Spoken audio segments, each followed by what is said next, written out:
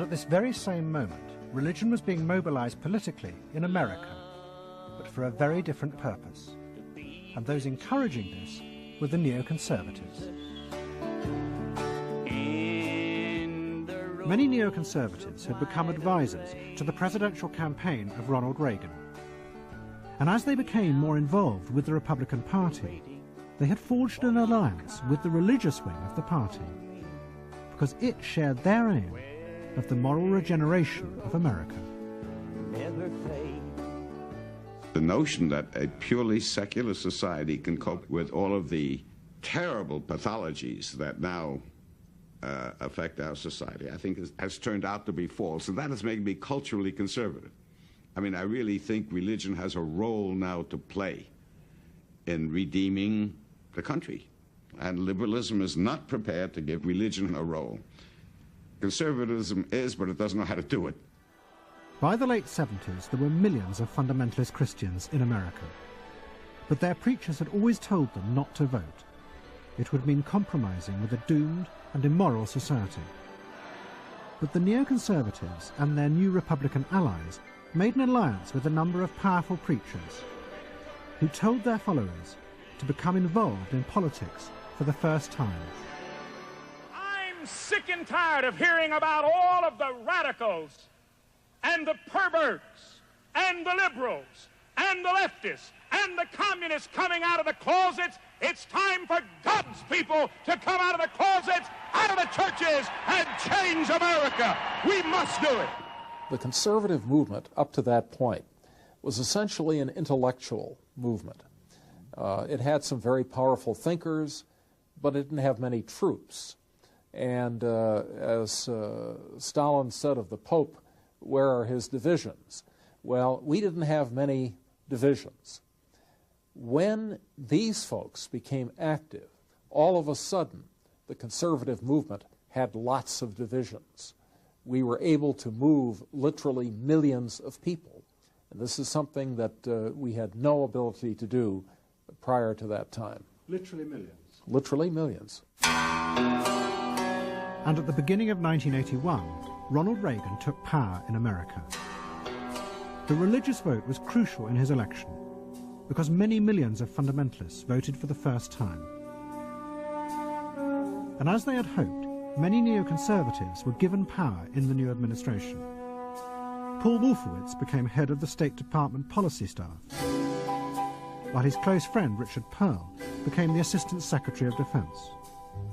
And the head of Team B, Richard Pipes, became one of Reagan's chief advisors. The neoconservatives believed that they now had the chance to implement their vision of America's revolutionary destiny, to use the country's power aggressively as a force for good in the world, in an epic battle to defeat the Soviet Union. It was a vision that they shared with millions of their new religious allies. I take a personal and public stand as a minister, a stand against communism, to destroy it, to wipe it from the face of the earth, because believe you me, these people are dedicated to the destruction of the United States of America and freedom as we know it. But the neoconservatives faced immense opposition to this new policy. It came not just from the bureaucracies and Congress, but from the president himself. Reagan was convinced that the Soviet Union was an evil force, but he still believed that he could negotiate with them to end the Cold War. Reagan didn't at first quite understand that the aggressiveness is rooted in the system. He had a rather benign view of human beings. He was a very kindly man, and he attributed kind motives to others. There was another form of mirror imaging. And he would say more than one occasion, something like this: if I could just sit down with the Soviet leaders and explain to them that they're following a wrong ideology, and they adopt the right ideology, they could make the people happy and prosperous. So he said, Mr. President, that is not going to do it. You have to go after the system. Force them to reform the system. It took him a very long time to assimilate this view. To persuade the president, the neoconservatives set out to prove that the Soviet threat was far greater than anyone, even Team B, had previously shown.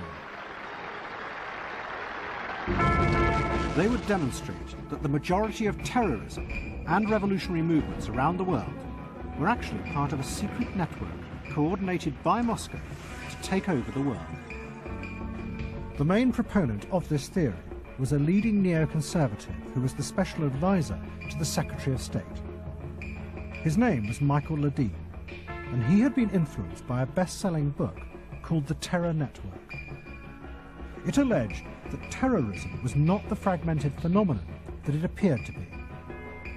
In reality, all terrorist groups, from the PLO to the Baader-Meinhof group in Germany and the Provisional IRA, all of them were a part of a coordinated strategy of terror run by the Soviet Union. But the CIA completely disagreed. They said this was just another neoconservative fantasy. CIA denied it. They tried to convince people that we were really crazy. I mean, they never believed that the Soviet Union was a driving force in the international terror network. They always wanted to believe that terrorist organizations were just what they said they were, local groups trying to avenge terrible evils done to them or trying to rectify terrible social conditions or things like that. I mean, CIA really did buy into the rhetoric. I don't know what their motive was. I don't know what people's motives are, hardly ever. And I don't much worry about motives. But the neoconservatives had a powerful ally. He was William Casey, and he was the new head of the CIA. Casey was sympathetic to the neoconservative view, and when he read the Terror Network book, he was convinced.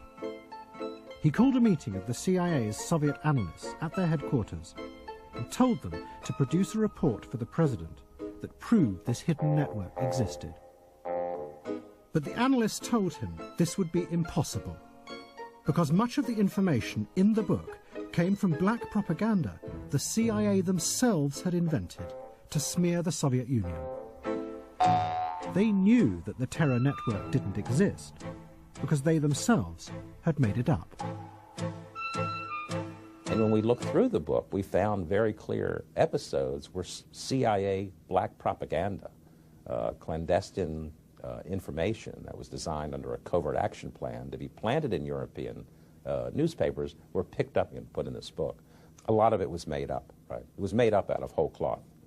You told him this? We told him that, point blank. And we even had the operations people to tell Bill Casey this. I thought maybe this might have an impact, but all of us were dismissed. Casey had made up his mind. He knew the Soviets were involved in terrorism, so there was nothing we could tell him to disabuse him. Lies became reality. In the end, Casey found a university professor who described himself as a terror expert, and he produced a dossier that confirmed that the hidden terror network did in fact exist. Under such intense lobbying, Reagan agreed to give the neoconservatives what they wanted. And in 1983, he signed a secret document that fundamentally changed American foreign policy. The country would now fight covert wars to push back the hidden Soviet threat around the world. The specter of Marxist-Leninist-controlled governments with ideological and political loyalties to the Soviet Union poses a direct challenge to which we must respond. They are the focus of evil in the modern world. It was a triumph for the neoconservatives. America was now setting out to do battle against the forces of evil in the world. But what had started out as the kind of myth that Leo Strauss had said was necessary for the American people increasingly came to be seen as the truth by the neoconservatives. They began to believe their own fiction. They had become what they called democratic revolutionaries, who were going to use force to change the world. We were aiming for an expansion of the zone of freedom in the world. And in part that had to do with fighting communism, and in part it had to do with fighting other kinds of tyrannies. But that's what we were about. It's what we're still about. When you say you were democratic revolutionaries, what do you mean? It meant that we wanted to support people who wanted to carry out revolutions against tyrannical regimes in the name of democracy in order to install a democratic system. As simple as that? Yeah, it's not nuclear physics, you know. I mean, freedom is a fairly simple thing to get. It's a chancy job. Makes a man watchful and a little lonely. but somebody has to do it.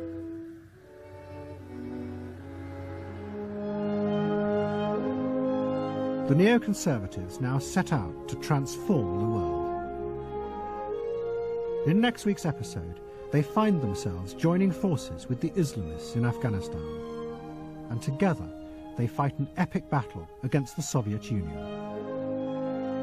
And both come to believe that they had defeated the evil empire.